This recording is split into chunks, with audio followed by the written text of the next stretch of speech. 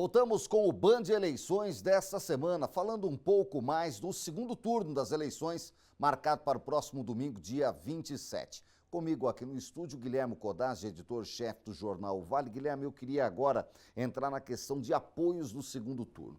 A gente teve o Dr. Elton em São José dos Campos, o terceiro colocado, que foi para a rua nesse segundo turno, anunciou no sábado, dia 12, o apoio a Eduardo Cury e abraçou a campanha. Está nas redes sociais do Cury, está gravando vídeos, está na televisão, está na rua, está presente. Esteve aqui no estúdio quando Eduardo Cury veio para o debate que se tornou uma sabatina. Foi um dos convidados do Eduardo Cury permitidos a entrar aqui. Está muito presente na campanha. Em Taubaté, a gente viu a Lorene fazendo um voto crítico pelo Sérgio Vitor, trazendo um apoio, mas com muita crítica ao Sérgio Vitor, mas assim, ó, é tudo menos o Ortiz, então vamos para o Sérgio Vitor, é o que ela quis dizer, mas o vice dela, e aí mostrou que havia problemas na campanha de Lorene nessa eleição, que ela saiu menor do que ela estava na eleição passada, o vice anunciou apoio ao Ortiz Júnior. Então assim, havia uma dicotomia ali. A gente viu a Márcia falando isso, não vote no Sérgio Vitor, mas ela não fala vote no Ortiz. Mas nessa segunda-feira, André do Prado, presidente da Alesp, esteve em Taubaté anunciando apoio ao Ortiz Júnior e, pelo jeito, o bonde todo do PL vai apoiar o Ortiz Júnior. A Márcia, que foi a terceira colocada, e a Lorene, a quarta. Qual a força desses apoios? Aliás, teve até o PCdoB apoiando o Anderson em São José, né? Aquela coisa de morrer e não ver tudo. Como é que você vê esses apoios nesse segundo turno? Olha, meu caro, a adesão do Elton, do Dr. Elton, à candidatura do Cury, foi o principal fato novo desse segundo turno da eleição. Após a primeira semana após o primeiro turno, a gente teve a campanha do Cury num clima de velório, né? Surpresa com a votação no primeiro turno, está em segundo lugar, ela ficou apática, não se movimentou, e quando o Elton entra, apoia publicamente Eduardo Cury e diz que vai entrar de cabeça na campanha, o que efetivamente ele tem feito, inclusive com as redes sociais dele, que são mais fortes do que a do Cury, a gente vê um novo ânimo, uma nova energia, uma nova vibração na campanha do Cury, e esse é o principal fator neste segundo turno. E a gente tem em Taubaté o Ortiz apostando bastante no apoio, principalmente do governador Tarcísio de Freitas, que tem uma boa avaliação aqui na nossa região, em Taubaté também. Então ele aposta bastante nesse apoio do Tarcísio de Freitas. Agora a gente tem que ver se isso vai se traduzir em votos. É isso, a gente vê a força de um partido como o PL em Taubaté apoiando o candidato do segundo turno, já que a candidata ficou fora e ela teve 20% dos votos. Talvez essa seja a expectativa de Ortiz para conseguir vencer a eleição, já que o que se apareceu de pesquisa até aqui é que toda essa votação foi para o Sérgio. Então, o bolsonarismo do PL, ele é um movimento suprapartidário. Então, o eleitor bolsonarista, ele pode ou não votar no candidato indicado pelo presidente, ele pode gostar de um outro candidato de outro partido. É um movimento diferente do que a gente tem, por exemplo, no PT, que é muito associado à figura do Lula.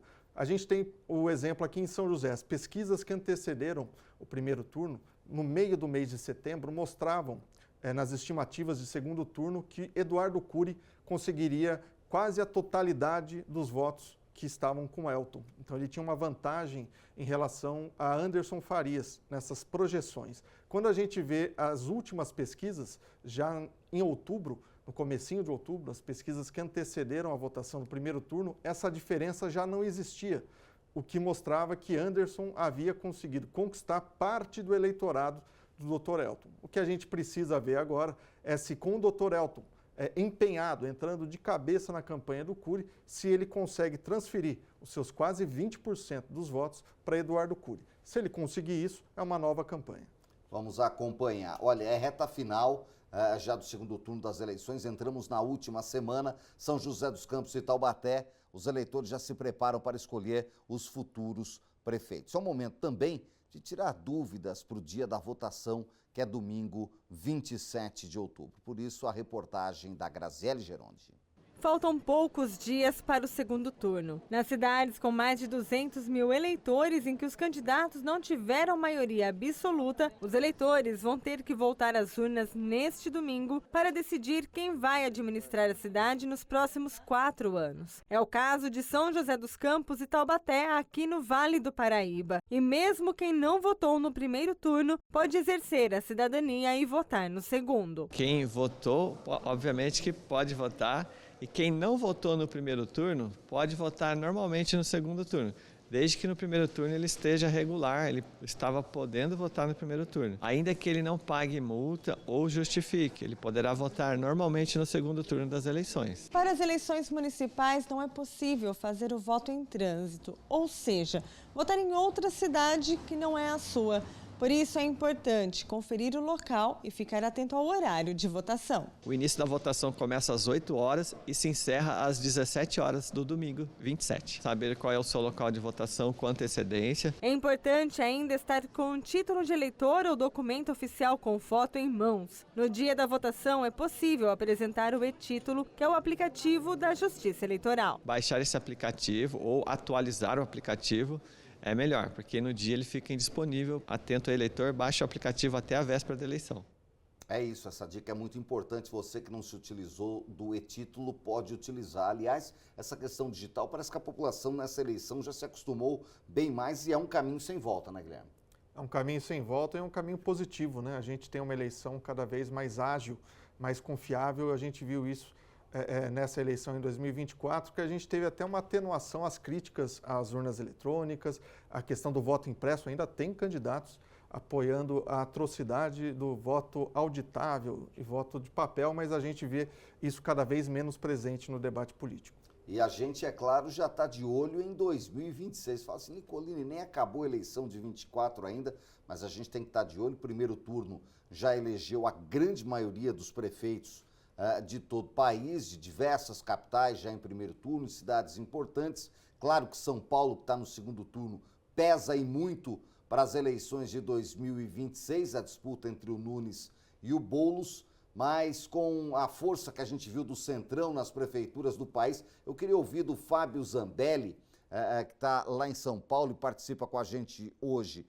Para onde, Fábio, aponta o farol de 2026 até aqui? O que já dá para esperar, Fábio, com os resultados das urnas deste ano, hein?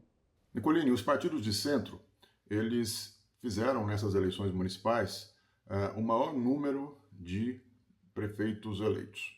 Então, era uma coisa esperada, mas que mostra, de uma maneira muito objetiva, como esses partidos que hoje comandam o Congresso Nacional, que hoje comandam o orçamento da União, conseguem deslocar recursos para os seus candidatos, tendo maior êxito, portanto, nas urnas, nas bases territoriais desses candidatos. Então nós temos uma fotografia que é de um centro muito robustecido pela vitória nas urnas municipais, mas também muito forte do ponto de vista dos recursos, né? Recurso para fazer política é fundamental, sobretudo nas bases territoriais, daqui dos deputados, dos senadores, e é isso que nós temos visto nas eleições municipais também. O PSD e o MDB, que são os partidos que são de centro, mas eles têm ali uma certa neutralidade na política nacional, eles não estão nem do lado da esquerda nem do lado da direita, eles procuram ficar, de fato, como pêndulos ali do poder, eles foram os principais vitoriosos.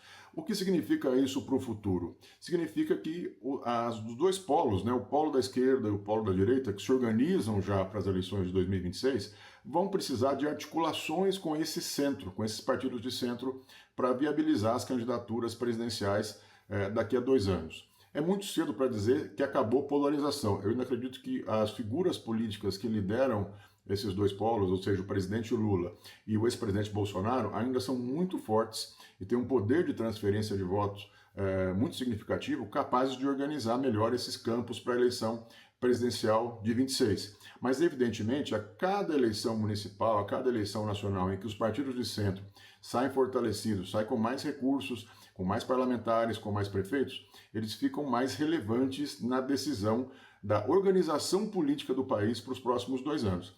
A gente vai ter agora nos próximos o último biênio, né, do governo Lula, no 3º mandato do presidente Lula, uma reconfiguração, por exemplo, de alianças que sustentam o governo federal.